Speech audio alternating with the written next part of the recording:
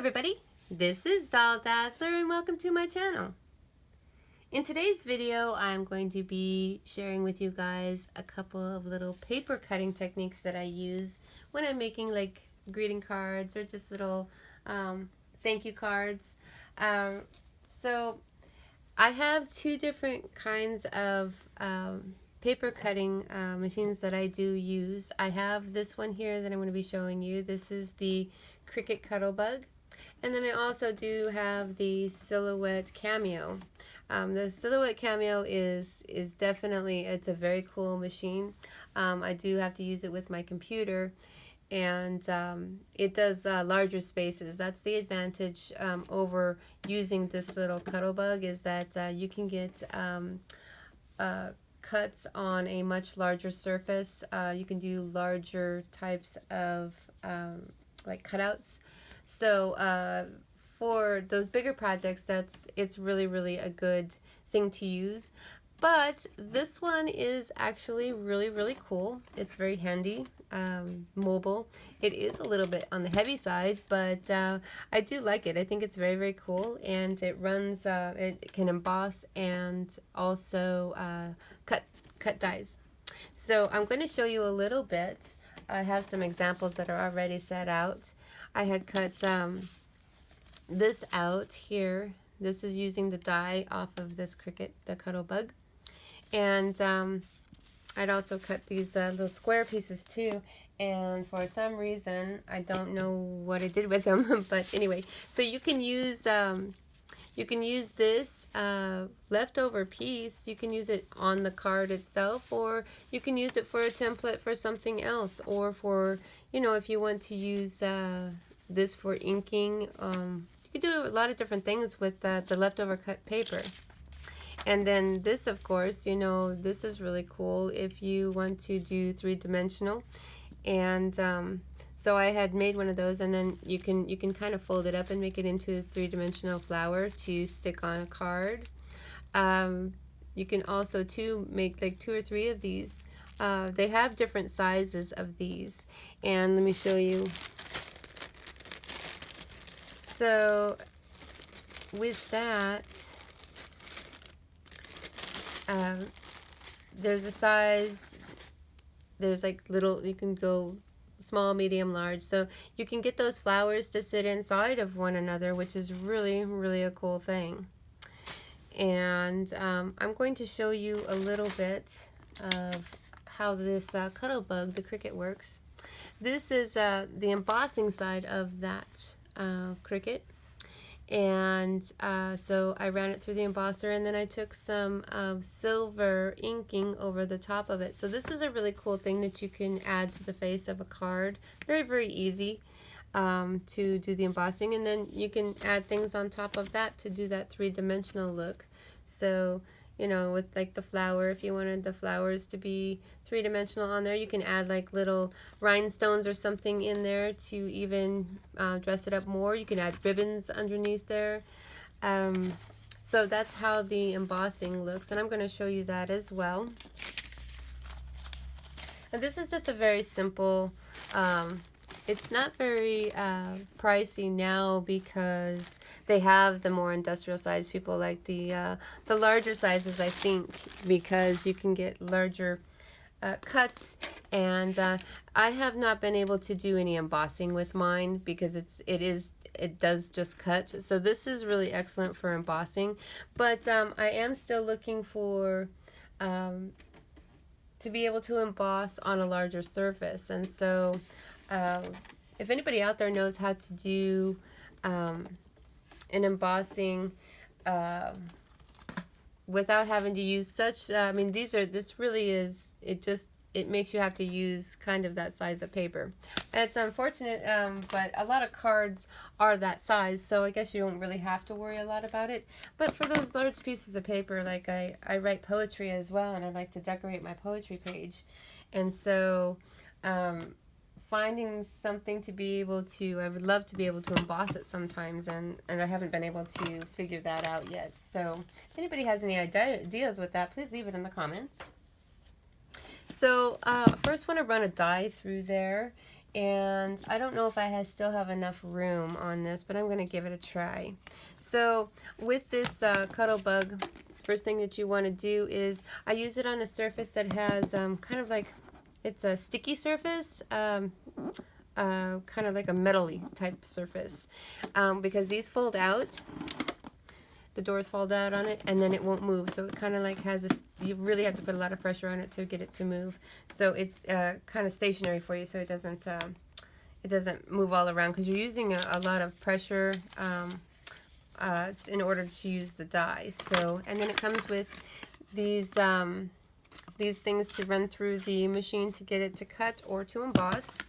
And so I'm going to use this big white piece first, just a big white piece of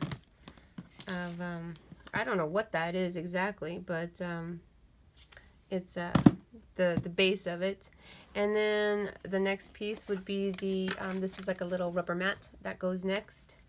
And then you have these two plastic pieces, and so you put, this one is the one that's done the most cutting. You can see it's got a bunch of marks on it. So I'm going to put that one down first. Then I'm going to put my paper, and I'm going to use, I got a little bit smaller round die, so I'm going to put it right there. And I'm just going to put that right there on top of that rubber mat. And then I'm going to put the die in there. And that should cut it okay. And then I put this plastic piece over the top. And I stick it in here. And you kind of have to push quite a bit. Oops, my die just moved. So you need to make sure that the die doesn't move. There, it's off to the side now, so it should be okay. And then you have this little dial over here on this side. Let's see if I can get that into the video here, so you can see what's going on. There's a little handle over here that you twist, and it feeds it on through. And you're gonna hear it probably crack a little bit. That's that die. And now that paper should be cut, and it is. I'm having a little bit of a hard time showing you guys. Let me move this up just a smidgen. So now you can see that it's cut the paper.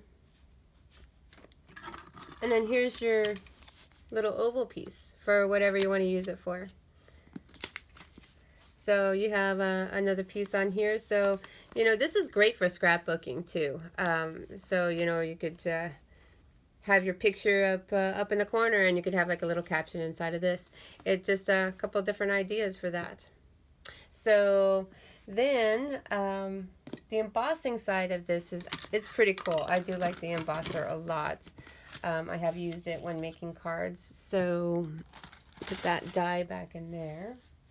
And I am going to show you, let's see. I'm going to use a piece of this paper in here. Let's use this pink paper. Now this pink paper should fit in the die, but the problem is that the embosser is only this big. So what I have to do is, I have a choice. I can just put it in and try to do a secondary emboss on it going the other way, or I can cut the paper, and I'm going to cut the paper because I think that does way better for me. So I just put it on a clipboard, and I take an X-Acto blade, and then I run it across the end of the embossing paper, and then it cuts it out so that it's the same size. And this is the typical size of I mean, you do have those larger cards, but this is this is a good size for the inside of a card, you know, and you could dress around the outside of it. So now I'm going to emboss that. And I'm moving this back a little bit so you can see, get it to stay down. And then for this part, you don't use the pad. You take that gray pad out of there, and then you put your embossing paper in the middle here. and then you just run it through. Oops. Usually you have to run it through as a whole. It works better that way. And I can hear the paper as it was going through, so I know that it embossed it correctly. And voila. So you can kind of see the imprint of it. It makes it really, really, really cool. And then if you wanted to use the back side for any reason, you've got an indentation of the butterflies on the back side. So what I would kind of do, what I like to do when I've got this kind of an effect, sometimes I will brush like this one here. I will brush that ink over the top of it so that you kind of get to see a little bit more of that, more of the impression. And so I'm just going to use, you got to be really careful though, because this has got a print on it already. And so most of the time you wouldn't want to mess with that a whole lot. But I'm going to try to run a little bit of silver over the top. So this is a silver pad. And just to see what that does. If you brush it really, really lightly, you might be able to catch just the butterfly. You kind of have to push up on it a little bit so that it doesn't catch all the pink polka dotted paper. So I guess they kind of work a little bit. Just got to be really careful that you're only doing just the raised part of the butterfly. And then of course if you wanted the back is a lot easier. So you can kind of see that it highlighted the butterflies. And so if you wanted to, you know, put your flowers on top of that, it already looks like there's some butterflies that are three-dimensional. And so then the back side, same kind of thing. I mean, it is white, but you know, you can add some colors in there if you would prefer to use the back side of this and have this be just like the pretty inside of the card or something. So just highlighting with some ink ink is really a cool thing.